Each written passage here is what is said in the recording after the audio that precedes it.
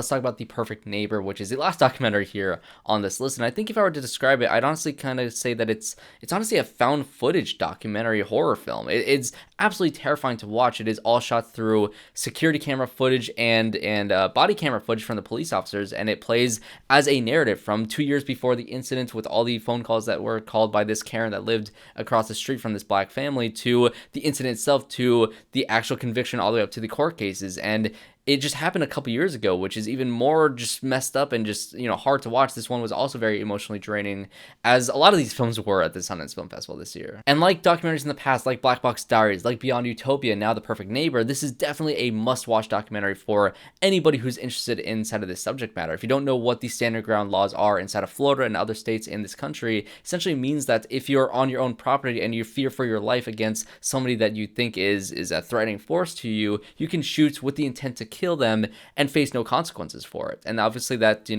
is a law that's, maybe is used sometimes for the right reasons, but mostly is used for the wrong reasons. And it's very hard to prove in court whether or not that was the case. And so now you have a film that kind of explores that law and explores the flaws within that system and the issues that has come from it based on this one incident that happened a couple years ago. And it is completely terrifying. And like I said, my favorite part about this movie is the fact that it is a found footage horror movie. You're watching strictly from an objective point of view, watching the evidence actually play out. So you're not getting any, post-interview testimonials from the people that were involved in this situation like a normal documentary. You're watching the body camera footage. You're watching the police officers interview the people that were in the situation at the moment. You're watching the actual situation itself play out from beginning to end. You're listening to the police calls. You're listening to everything that happened in this incident. You're watching the interrogations afterwards when the detectives are talking to the people involved.